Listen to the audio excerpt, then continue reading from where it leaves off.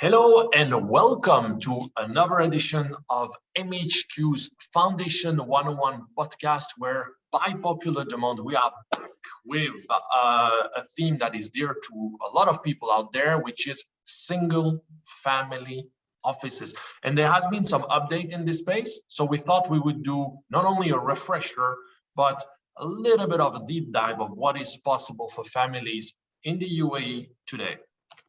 Yes, Jan. The UAE has become a genuine leader in the field of single-family offices or SFOs, introducing several options of regimes and tools to fit the needs of all families, from simple to sophisticated. Our today's podcast is about SFOs in the UAE, and we will provide you with an overview of the advantages of having an SFO as part of your business corporate structure. And we will also walk you through the different options of regimes available here in the UAE. And to conclude with a practical example, we will illustrate a typical journey of an SFO. So Jan, here is my first and basic question to you today. What is an SFO? Well, defined simply, a single family OSIF or SFO is a privately owned and run wealth management firm. So it has been developed to support only the needs of one family and all the legal entities that are operated by and for this own family. Now, often an SFO will have specific feature that makes it different from a normal commercial enterprise. Think that its only clients are members of one single family, in the case of a SFO, or members of several families, if you call a multi-family office. It happens. Imagine two brothers that join part and have an organization together. The other thing is that the menu of services that the family office will deploy will be completely tailor-made to the needs of that family. And that makes it stand out from something that would be run-of-the-mill taken from any standard enterprise. I see. And why should families consider having an SFO? So you could look at many reasons there, but the two that strike me the most is one, the ability to professionalize the way the family's overall wealth is managed and protected.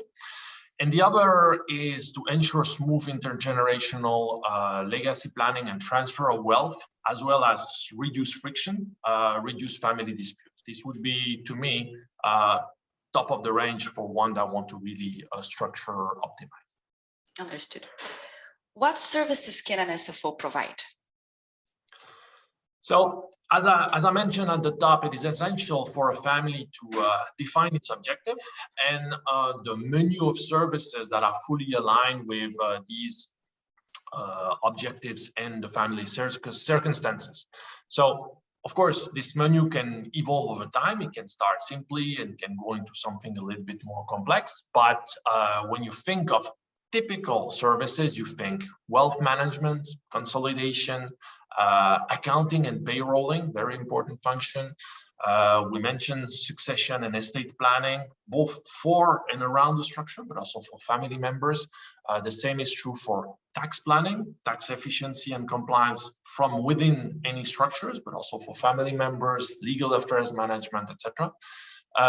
Often, the SFO will also oversee anything that is philanthropic in nature, also has to be able to KPI it, so something that increasingly more families want to do.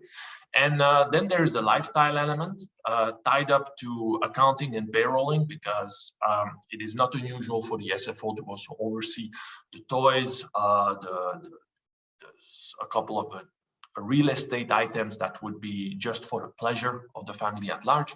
So that would be a typical list of services. Now, the key question in terms of delivery of that service is whether you decide to insource or outsource these services.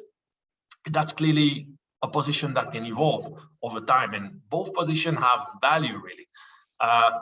Keeping it in the family will increase confidentiality, will ensure independence, of the advisors, and probably a little bit more tailoring in terms of knowledge and skills that the families need.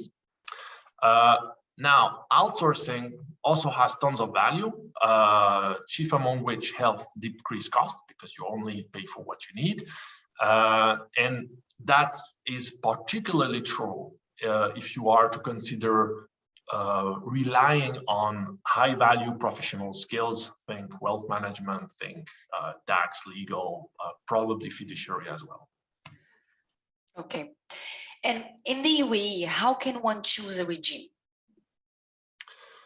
So that's where it's very interesting and exciting. Yeah. So for those of you that are interested, we have compiled this a full overview in a fact sheet of all the SFO regime that exists in the UAE, and they can be compared here through this tool.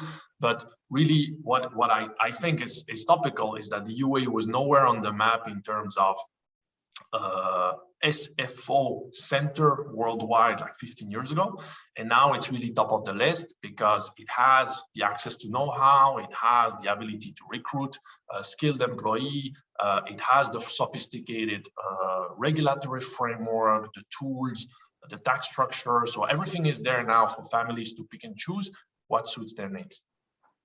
Great. And can you walk me through some of these options?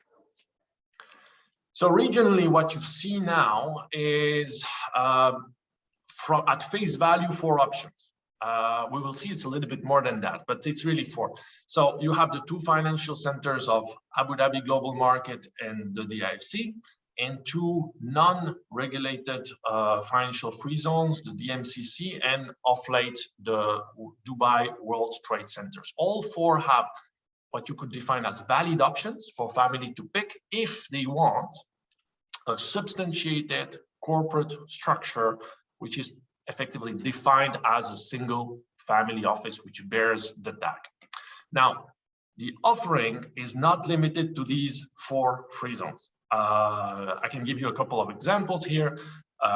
If you look at the recent relaxation of foreign ownership rule in mainland, makes all of a sudden a local LLC holding a perfectly valid option to consider, because you can own it 100%, it's flexible, it's versatile, you can have your office wherever you want. So another good option to consider for some of the family, either as a standalone or in combination with some other tool. And then rather than being necessarily incorporated as a distinct private legal entity from the family business, you could think of a virtual single family office. And there in this context, we refer to the definition of embedded SFO, which by definition exists within a business owned by a family, and that can rely on some of the infrastructure that the family and its business would have. Think accountancy, think outsourced HR, think some of the ongoing admin. These are very common in the Middle East, and they are also a very cost-effective way to manage risk for the family while supporting the wealth and endeavors of the families going forward in terms of management. So when you think of an embedded family office, what you would often see is a family holding vertical, which will include a foundation and a couple of dematerialized structures, and that will capitalize on what the family has in terms of substance. So a family office in this context may actually not necessarily be a substantiated entity, but maybe something completely dematerialized, but still operating from a high regulated, high credibility jurisdiction. Understood. Now, to conclude, can you please provide me with an illustration of a typical journey of an SFO? So it could start pretty much anywhere, but the example that we have chosen to illustrate is very typical of what we see. This is a group, multi-asset classes, multi-businesses, which started being held by the patriarch only. Clearly, there was an objective of consolidation, of asset protection, and intergenerational legacy planning. You can see it here. everything has been consolidated under an ADGM SPV and an ADGM foundation. You can see as well that the founder, a patriarch, and his son are in control. They are the council members of that foundation. Now, this is strictly legacy planning. So what the family then wanted to do is segregate operating assets and UAE-based business-related assets from assets that would be more financial driven, private equity, some digital assets as well, that would be abroad. And what we have done there is holding, in this case in Singapore, probably in your next slide. And the family wanted to have a standalone fiduciary structure separate from it. So that's something that a lot of families are considering. Some would have no problem having these Swiss accounts under their historic and standalone foundation, but some will want to split that. Now, where is the family office in this? For now, it's nowhere. Right now, what we have is just two holdings. So based on that infrastructure, what the family has done is say, okay, now we want to organize ourselves a little bit better, define our investment strategy, our monitoring strategy, our consolidation strategy, a little bit of philanthropy.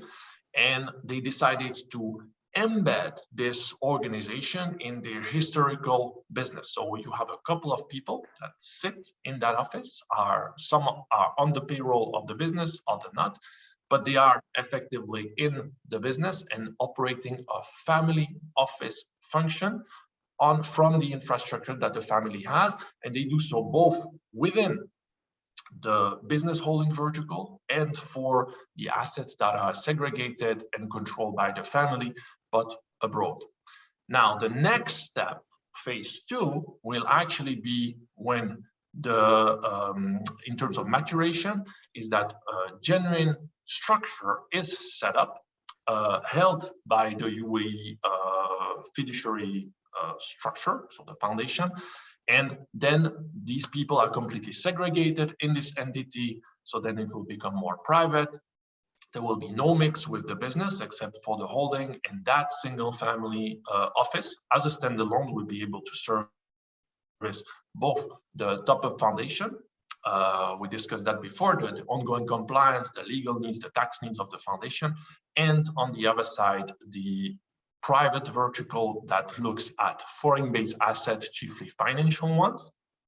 And you will also be able to monitor the flow of cash. So typically, the business will keep on generating revenue, and then they will be allocated to the other vertical where they will be further invested following an investment strategy designed and built by the family for its own need today and tomorrow. So this is typically how it's done, and how you get. And what I like with this illustration, in that you can clearly see the evolution.